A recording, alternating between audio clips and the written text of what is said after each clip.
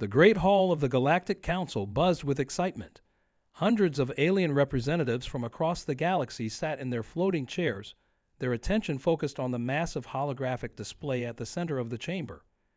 The image showed a small fleet of ships, barely visible against the backdrop of a blue-green planet.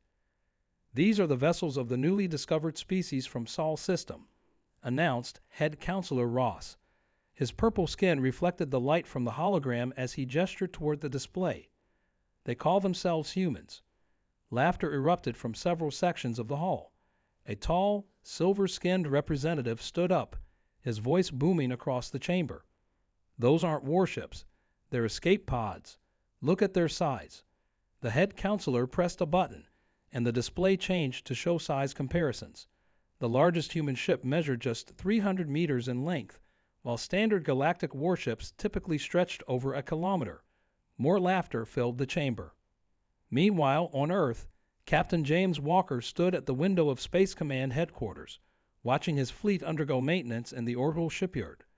The 12 ships of Earth's Defense Force gleamed under the station's bright lights. They might be small, but each vessel represented the peak of human engineering. His communication device buzzed. "Captain, you need to see this," said Admiral Reed's voice. The Galactic Council session was intercepted by our deep space monitors. Walking to the command center, Walker found the Admiral watching the recording of the Council meeting. His face grew serious as he observed the alien representatives mocking Earth's fleet. "They think size is everything," Admiral Reed said, shaking his head. "They haven't figured it out yet." Walker nodded, remembering how much effort went into making their ships so compact. Every cubic meter had a purpose, packed with technologies that most alien races hadn't even dreamed of. The aliens built massive ships because they could. Humans built small ships because they had to. Resources were precious and efficiency was everything. "Sir," a young officer called out from his station, "we're picking up increased activity at the border of our system. 3 different alien fleets are mobilizing." Walker wasn't surprised. The Council's dismissal of Earth's capabilities would naturally encourage some races to test their defenses. They would expect an easy victory over the primitive humans with their tiny ships. "They're probably planning to scare us into submission," Admiral Reed said, studying the tactical display. "Standard intimidation tactics." Walker walked over to his flagship, the Determination, displayed on the main screen. At 280 meters, she wasn't the largest ship in Earth's fleet, but she was the most advanced. Her hull contained more computing power than most alien civilizations had in their entire defense networks. "Should we begin full combat preparations, sir?" asked Lieutenant Phillips from the weapons station. "No," Walker replied with a slight smile. "Let them come. Let them think we're as weak as they believe. Sometimes the best advantage is being underestimated." The command center hummed with activity as reports continued to flow in. Intelligence suggested that the alien fleets were combining their forces for a show of strength. They expected Earth to surrender at the mere sight of their massive armada. "Send word to all ships," Walker ordered. "Combat drills begin in 2 hours. I want every AI system at peak performance when our visitors arrive." As the crew carried out his orders, Walker couldn't help but feel a mix of anticipation and pride. The aliens thought they were dealing with a primitive race that built tiny ships because they didn't know better. They would soon learn that humans built small not because of technological limitations, but because they had mastered the art of efficiency. "One more thing," Walker added, turning to his crew. "Don't let them see everything we can do.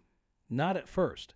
Let them think their assessment was right, until it's too late." The next few days would teach the galaxy an important lesson about humanity. Size wasn't everything, and Earth's tiny fleet was about to prove it. The aliens' laughter would soon turn to something very different indeed. Across the solar system, Earth's 12 ships continued their patrols, their small size masking the revolutionary technology within. The galaxy's powers thought they were looking at a primitive civilization's first steps into space. Instead, they were seeing humanity's carefully crafted deception, a trap waiting to be sprung. The assessment had been made. The joke had been told. Now it was time for the punchline. The alien fleet appeared at the edge of the solar system exactly as Earth's intelligence had predicted. 200 massive warships dropped out of faster-than-light travel, their metal hulls gleaming under the distant sunlight. The smallest of their vessels was 3 times larger than Earth's biggest ship. "Quite a show they're putting on," Admiral Reed said, watching the tactical display in Earth's Space Command. The alien ships were arranging themselves in an attack formation, spreading out like a giant fan across space. The communication system crackled to life. 3 alien faces appeared on the main screen, each from a different species. The one in the middle, a being with metallic scales and glowing eyes, spoke first. "Primitive humans," it said in a booming voice. "We represent the combined might of the Stellar Alliance. Your pathetic fleet is no match for our power. Surrender now, and we may show mercy." Captain Walker stood calmly before the screen, his hands clasped behind his back. "This is Captain James Walker of the Earth Defense Force. We acknowledge your presence in our system." The alien on the right, a creature with 4 eyes, laughed. "Perhaps you don't understand your situation. Our fleet could crush your entire civilization. Your ships are like toys compared to ours." Walker's expression didn't change. "We understand perfectly. You've come to test our defenses. Very well." He pressed a button on his command console. "We accept your challenge." The aliens watched in disbelief as Earth launched its response. Just 12 ships, rising from their orbital positions around the planet. "Is this some kind of joke?" the third alien demanded, its tentacles waving in apparent amusement. 12 ships against 200. Have you humans lost your minds?" Lieutenant Phillips, standing at his weapons station, couldn't help but smile. The aliens couldn't see the massive energy readings building up inside Earth's small fleet. They couldn't detect the advanced AI systems coming fully online, or the quantum shields spinning up to full power. "This is your final warning," the scaled alien announced. "Submit to our authority, or we will destroy your insignificant fleet and then take your planet." Walker looked at Admiral Reed, who nodded. "Launch the defense pattern," Walker ordered. The 12 Earth ships moved into formation. To the aliens, it must have looked like a child's game, tiny vessels trying to stand against their massive fleet. Their laughter echoed through the communication channel. "Very well," the scaled alien said. "You've made your choice. All ships, open fire. Show these humans the price of their stubborn." The alien leader's words cut off as he watched Earth's tiny ships suddenly accelerate at impossible speeds. The human vessels moved like lightning, their small size allowing them to change direction instantly in ways the larger alien ships couldn't match. "What's happening?" one of the alien commanders shouted. "How are they moving like that?" The answer came in the form of a devastating display of technology. Earth's ships danced between the massive alien vessels, their advanced engines letting them pull maneuvers that would have torn apart larger ships. The aliens' weapons, designed to hit large targets, struggled to lock onto the small, fast-moving human vessels. "Impossible!" The 4-eyed alien yelled as 3 of their largest warships reported critical system failures after just 2 minutes of combat. "Their weapons, their shields. This can't be." Walker watched as his small fleet executed their battle plan perfectly. "Size isn't everything," he said to the increasingly panicked alien commanders. "Perhaps you should have done more research before threatening Earth." The alien fleet's tight formation began to break apart as they realized their mistake. Their huge ships, once a source of pride and intimidation, had become a liability. They were too big to dodge effectively, too slow to catch the human vessels, and their weapons were calibrated for fighting other large ships. "Should we show them the rest of our capabilities, sir?" Lieutenant Phillips asked, his hand hovering over the advanced weapons controls. Walker shook his head. "Not yet. Let them think about what they've seen so far. Sometimes the best lesson is taught in stages." As the battle continued, the aliens' laughter had completely stopped. Now they watched in growing horror as their mighty fleet was systematically picked apart by ships they had dismissed as insects. Their first contact with humanity was going very wrong indeed, for them. The real demonstration of Earth's power hadn't even begun. The alien fleet's commanders watched in growing horror as their initial attack failed completely. Not a single shot had landed on the human ships. Instead, Earth's vessels moved with impossible precision, as if they knew where every enemy attack would be before it happened. How are they doing this? The scaled alien commander demanded, pounding his control panel. No pilot can react that fast. A smile crossed Lieutenant Phillips' face as he worked at his station aboard the Determination. They still think we have pilots, he said quietly. Captain Walker nodded. It was time to show them more. Commander Stone, he called to his AI systems specialist. Release the combat A's. Full autonomy. The effect was immediate and devastating. Earth's ships suddenly moved even faster, their movements perfectly coordinated. Each vessel's AI system could process combat data and make decisions millions of times faster than any organic pilot. Sir, an alien officer's panicked voice came through their communications. The human ships, they're not manned. They're thinking machines. The revelation spread through the alien fleet like wildfire. They had expected primitive human pilots in tiny ships. Instead, they faced advanced artificial intelligences that had turned these small vessels into perfect fighting machines. Impossible, the tentacled alien commander shouted. No civilization develops AI before proper ship sizing. It's against all known development patterns. Walker opened a channel to all ships. You assumed we built small ships because we couldn't build bigger ones, he explained calmly. The truth is, we built them this size because it's more efficient. Why waste resources on massive ships when smaller ones can do the job better? As if to demonstrate his point, the Determination spun on its axis and slipped between two alien cruisers. Its AI calculated the perfect trajectory, using the enemy ship's own size against them. The aliens' weapons couldn't fire without risking hitting their own vessels. Their ships are networked. Another alien officer realized too late. They're sharing targeting data, coordinating their movements. They're fighting as one unit. Indeed, all 12 Earth ships had linked their AI systems, creating a single combat network that could outthink and outmaneuver anything the aliens threw at them. Where the aliens saw 12 small ships, they were actually facing one interconnected combat system with 12 bodies. You built your civilization on size and power, Walker continued. We built ours on efficiency and intelligence. Your ships are big because you never thought to make them smaller. Ours are small because we learned to make every cubic meter count. The battle continued to unfold, but it was no longer a battle. It was a demonstration. Earth's ships danced through the alien fleet, their linked AIs coordinating perfect attack runs that left the massive enemy vessels helpless. Admiral Reed, watching from Space Command, turned to his tactical officer. Show them what our point defense systems can do. The alien fleet had launched hundreds of missiles, hoping to overwhelm the small human ships with sheer numbers. Instead, they witnessed another miracle of miniaturization. Tiny defense drones emerged from Earth's vessels, each one guided by its own AI subsystem.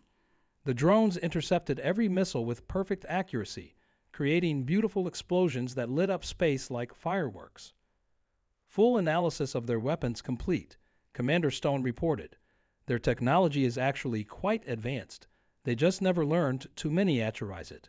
Their smallest weapon system is bigger than our entire bridge. The alien commanders were now facing a terrifying reality. They had built their ships like floating cities, with crews of thousands and weapons the size of buildings. The humans had built their ships like precision instruments, where every system was compressed to its practical minimum and controlled by artificial intelligence. Should we show them our actual weapons now, sir? Lieutenant Phillips asked, his hand hovering over the controls for Earth's gravity lance system. Walker shook his head. Not yet. Let them process what they've seen so far. Sometimes the best lessons take time to sink in. The alien fleet had started retreating, their massive ships turning slowly in space like wounded giants. They had come expecting to find primitive humans in toy ships. Instead, they had discovered that humanity's greatest strength wasn't in building bigger ships, it was in building smarter ones. The real demonstration of Earth's military power was still to come, but already the galaxy was learning an important lesson. Never judge a civilization by the size of its ships. The alien fleet's energy weapons lit up space like artificial suns as they launched their biggest attack yet. Hundreds of plasma beams and laser weapons focused on Earth's tiny ships, determined to overwhelm them with pure power. What happened next made the alien commanders question everything they knew about physics. The energy weapons hit Earth's ships and simply vanished. No explosions, no damage, nothing. The small vessels continued their precise movements as if they hadn't been hit at all. "What kind of shields are these?" the scaled commander demanded, his voice shaking. "Our sensors can't even detect them." Captain Walker stood on the bridge of the Determination, watching the light show with calm interest. "Commander Stone, explain our quantum deflection systems to our visitors." They seemed confused. Commander Stone opened a channel to the alien fleet. "Your energy weapons are impressive," she said, "but they're based on old technology. Our shields don't block your attacks. They redirect them into another dimension." The aliens' confusion turned to shock as they processed this information. They had spent centuries making their weapons bigger and more powerful. Meanwhile, humans had discovered how to simply make attacks disappear. "Impossible," the four-eyed alien leader shouted. "No species develops quantum technology before mastering basic ship construction." Walker couldn't help but smile. "You assumed we followed the same development path as everyone else. That was your second mistake. Humanity had to think differently to survive." To demonstrate his point, Walker ordered the Determination to move closer to 3 enemy cruisers. The massive alien ships fired everything they had at the small human vessel. "Watch closely," Walker said over the channel. "You might learn something." The Determination's quantum shields activated, becoming visible for just a moment. They looked like rippling water made of light. Every energy blast that hit them simply disappeared, transported away by technology the aliens couldn't understand. Lieutenant Phillips checked his readings. "Sir, their weapons are actually helping us. The quantum shields are converting their attacks into power for our systems." The alien commanders watched in horror as their most powerful weapons not only failed to damage the human ship, but seemed to make it stronger. The Determination's systems glowed brighter with each hit it absorbed. "Demonstrate our point defense technology," Walker ordered. The Determination released a cloud of tiny drones, each smaller than a human hand. The aliens laughed at first, until the drones formed a perfect defensive grid around the ship. "These drones," Commander Stone explained to the increasingly worried alien leaders, "carry the same quantum technology as our ships, but since they're smaller, they can react even faster." To prove her point, the aliens launched a massive missile barrage. Thousands of warheads streaked toward the Determination. The tiny drones moved like lightning, creating small quantum fields that made each missile vanish before it could hit. "Not a single missile got through," Lieutenant Phillips reported with pride. "The drones are actually getting more efficient as they learn the enemy attack patterns."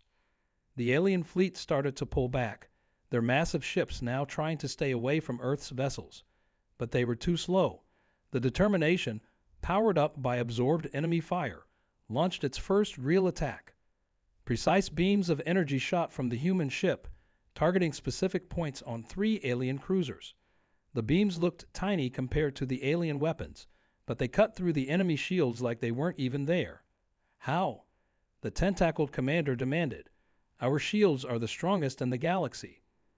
"Strength isn't everything," Walker replied. "Your shields are designed to stop big attacks. Our weapons are designed to find weak points. Quality over quantity." The 3 alien cruisers drifted dead in space, their main systems disabled by the Determination's precise strikes. They weren't destroyed. That wasn't the point of this demonstration. They were simply turned off like giant machines unplugged by a much smaller, but far more sophisticated opponent. The remaining alien ships started emergency maneuvers, trying to escape. But their huge engines took time to power up, time they didn't have. The technology gap wasn't just big, it was insurmountable. And Earth's fleet hadn't even shown their real weapons yet. The time for defensive demonstrations was over. Captain Walker looked at his crew and nodded. "Begin the counterattack sequence. Show them why Earth hasn't needed a bigger fleet." All 12 Earth ships suddenly stopped their evasive movements. They arranged themselves in a perfect circle, their positions measured down to the millimeter by their linked AI systems. "What are they doing?" The scaled alien commander asked, watching the strange formation. Why have they stopped running? The answer came in the form of visible energy streams connecting all 12 human ships. The streams glowed with a blue light that seemed to bend space itself around them. Full AI linkage achieved, Commander Stone reported. All ships are now operating as a single unit. What happened next stunned even the most experienced alien warriors. Earth's 12 ships began moving in perfect synchronization, as if they were different parts of the same body. When one ship turned, the others adjusted instantly. When one fired, the others provided perfect supporting angles. Their ships, the four-eyed alien gasped, they're dancing. Indeed, Earth's fleet moved like dancers in a deadly ballet. Each movement was calculated by the combined processing power of 12 linked AI systems, creating battle strategies too complex for any organic mind to understand. Launch the gravity lances, Walker commanded. New weapons emerged from Earth's ships. They looked like simple metal rods, each one barely 10 meters long. The aliens started laughing again, until the rods activated. Warning! An alien officer screamed. Massive gravitational disturbance detected. The gravity lances fired, sending invisible beams through space. Wherever these beams touched an alien ship, gravity itself went crazy. Some sections of the ships became weightless, while others experienced crushing gravitational forces. How is this possible? The tentacled commander demanded. They're affecting gravity itself. Lieutenant Phillips opened a channel to explain. You built your ships big because you think size equals strength, but they're too big to handle changing gravity fields. Your own size is your weakness. He was right. The alien ships, massive and rigid, couldn't handle the shifting gravitational forces. Their structures began to bend and twist. Crews inside the ships floated helplessly or were pinned to the floors. The human fleet's synchronized movements became even more impressive. All 12 ships coordinated their gravity lances, creating a web of altered gravity that trapped the alien fleet. Their coordination is perfect, Commander Stone noted with pride. The eyes are learning and adapting with every move. The alien fleet tried to fire back, but their weapons couldn't lock onto targets that seemed to move through space like water. Earth's ships flowed around enemy fire, as if they could see it coming minutes in advance, which, thanks to their AI systems, they actually could. You still don't understand what you're facing, Walker told the alien commanders. Our ships aren't just small. They're exactly the size they need to be. Every system is perfectly balanced. Every weapon is precisely calculated. To demonstrate his point, the human fleet executed their most complex maneuver yet. All 12 ships spun together in a spiral pattern, their gravity lances creating a vortex of distorted space. Alien ships caught in the vortex found themselves pulled together, their massive hulls now working against them. Stop, the scaled commander finally shouted. We surrender. Just, what are you? Walker's voice was calm as he responded. We are humans. We built small ships because we had to be smarter, not bigger. Every part of our vessels serves a purpose. Nothing is wasted. Nothing is just for show. The alien fleet hung broken in space, their mighty ships now trapped in a web of gravity fields they couldn't understand. Earth's tiny fleet had turned their own size against them, using physics itself as a weapon. Should we power up the main weapons now, sir? Lieutenant Phillips asked, knowing the gravity lances were just the beginning of Earth's arsenal. Walker looked at the crippled alien fleet. No need. I think they've learned their lesson about judging ships by their size. The counterattack had succeeded beyond anything the aliens could have imagined. Earth's fleet hadn't just won. They had revolutionized space combat itself. The alien fleet's retreat had already begun, their massive ships turning slowly like wounded giants trying to escape a predator. But Captain Walker wasn't finished with the demonstration yet. They think they can just run away, he said, shaking his head. Lieutenant Phillips, activate the FTL inhibitor field. The lieutenant pressed a sequence of controls, and a subtle ripple spread through space from Earth's 12 ships. At first, nothing seemed to happen. Then the alien ship's engines flared bright and died. What have you done to our drives? The scaled commander demanded, panic clear in his voice. Commander Stone answered with professional calm. "We've created a local field that prevents faster than light travel. Your ships aren't going anywhere until we allow it." The aliens tried everything to restart their engines. Nothing worked. Their massive ships, which had arrived so confidently to conquer Earth, were now trapped like insects in amber. "Impossible." The four-eyed alien leader sputtered. "FTL interdiction technology is theoretical. It can't be done." "Can't be done with big ships and big equipment," Walker corrected. "But with precise, miniaturized technology, we've been doing it for years." The alien commanders watched helplessly as their fleet drifted, their mighty engines silenced by technology they couldn't even detect. Earth's small ships circled them like wolves around trapped prey. Back at the Galactic Council, emergency signals were flooding in. The council chamber, which had earlier rung with laughter at Earth's tiny fleet, was now filled with worried murmurs. The human ships, one messenger reported, they'd disabled the combined fleet without destroying a single vessel. They're toying with them. Head Counselor Ross, who had earlier dismissed humanity as primitive, now looked very worried indeed. "Send a diplomatic vessel immediately," he ordered. "We must prevent this situation from escalating further." Meanwhile, Captain Walker opened a channel to all alien ships. "Your vessels are disabled. Your weapons are useless. Your engines can't run. Now, let's discuss surrender terms." The alien commanders, once so proud and mocking, now sat silently as Walker laid out his conditions. "First," he began, "you will acknowledge Earth's sovereign space and our right to defend it. Second, you will share this experience with your governments. Let them know exactly what happened when you underestimated humanity." "And if we refuse?" the tentacled commander asked, trying to sound brave. Walker smiled. "Then we'll demonstrate our actual weapons. Everything you've seen so far. Those were just our defensive systems." The alien leaders looked at their sensor readings in horror. Even now, they were detecting new energy signatures from Earth's ships, power readings that made no sense given the vessel's size. "The Council, they need to know," the scaled commander said quietly. "These humans, they've mastered technologies we thought impossible. They'd done it all backwards." "Not backwards," Commander Stone corrected. "We just took a different path. While you focused on building bigger ships, we focused on building better ones." The Council's diplomatic vessel arrived just in time to see the alien fleet formally surrender to Earth's 12 ships. The sight of 200 massive warships yielding to vessels a fraction of their size would change galactic politics forever. "Send word to your council," Walker instructed the diplomatic team.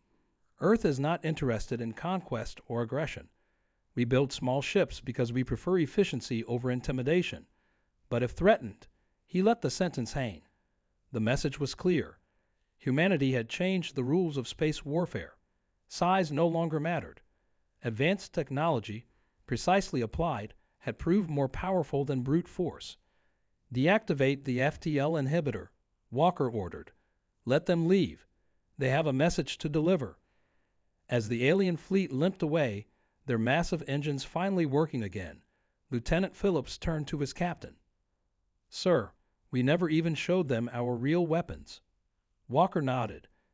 "Sometimes the best weapon is the one you don't have to use. They'll think about what they saw today, and they'll wonder what else we can do." The diplomatic game had changed. Earth's tiny fleet had just become the most feared force in the galaxy. 1 month after the battle that changed everything, the Galactic Council chamber was a very different place. Gone was the laughter. Gone were the jokes about ship size. Instead, representatives from every major spacefaring race sat in nervous silence as they watched recordings of Earth's tiny fleet in action. "The implications are clear," Head Counselor Ross announced, his purple skin pale with worry. "We have severely underestimated humanity's capabilities." Images played on the giant screen, 12 small ships defeating 200 massive warships. The efficiency, the coordination, the technology that seemed to break the laws of physics itself. "Their ships aren't small because they're primitive," one analyst explained to the council. "They're small because they're perfect." In Earth's orbit, Captain Walker stood on the observation deck of Space Command, watching his fleet patrol. The determination led the formation, its hull gleaming under the sunlight. News had spread fast across the galaxy. The small human ships were now legendary. "Sir," Lieutenant Phillips called from his station, "we're receiving requests from 17 different alien governments. They all want to learn about our ship design philosophy." Walker smiled. The same races that had laughed at Earth's fleet now wanted to understand how humans had achieved so much with so little. "Tell them what Admiral Reed always says," Walker replied. "Efficiency beats size every time." Commander Stone entered the room with more reports. "The Galactic Council has officially recognized Earth as a major power," she announced. They've also admitted that their traditional measurements of civilization advancement were flawed. The Council had been forced to create new categories for rating species technology levels. The old system, based mainly on ship size and fleet numbers, no longer made sense. Humanity had proven that bigger wasn't always better. "They want to know everything," Stone continued. "Our AI systems, our quantum shields, our gravity weapons. Some races are already trying to copy our designs." But copying wasn't as easy as they thought. Several alien shipyards had tried to build smaller ships, only to discover that miniaturizing technology required more than just making things smaller. It needed a completely different way of thinking. "Look at this," Lieutenant Phillips said, pointing to his screen. A news report showed an alien attempt to build Earth-style ships. The vessels were small, but they lacked the efficiency and integration that made human ships special. "They still don't understand," Walker said. "Our ships aren't powerful because they're small. They're powerful because every cubic meter has a purpose. Every system works together. Nothing is wasted." Admiral Reed joined them on the observation deck. "The galaxy's changing," he noted. "Some races are completely redesigning their fleets. Others are desperately trying to find countermeasures against small ships. And it all started because they laughed at our fleet." The Admiral wasn't wrong. The battle had sparked a revolution in space warfare. The age of massive ships was ending, replaced by an era where efficiency and technology mattered more than size. "We're receiving another transmission," Stone reported. "The Council wants to establish permanent diplomatic relations. They're also requesting permission to send scientific observers to study our engineering methods." Walker looked at his fleet, still moving in perfect formation. The ships that had been mocked as tiny were now the most studied vessels in the galaxy. Humanity had changed everything, not through size or strength, but through smart design and advanced technology. "Tell them yes," Walker decided, "but remind them of what they learned here. Never judge a civilization by the size of its ships." As if to emphasize his point, the 12 ships of Earth's fleet performed a synchronized maneuver that would have been impossible for larger vessels. Their eyes worked in perfect harmony, making the small ships dance through space like silver arrows. The galaxy had learned its lesson. Humanity's tiny fleet had become a symbol of a new age, one where bigger wasn't better, where efficiency trumped size, and where human ingenuity had changed the rules of space forever. The laughter had stopped, replaced by respect, fear, and above all, curiosity about what else these humans with their small but mighty ships might achieve. Earth had proven itself, and it had done so not by building the biggest fleet, but by building the smartest one.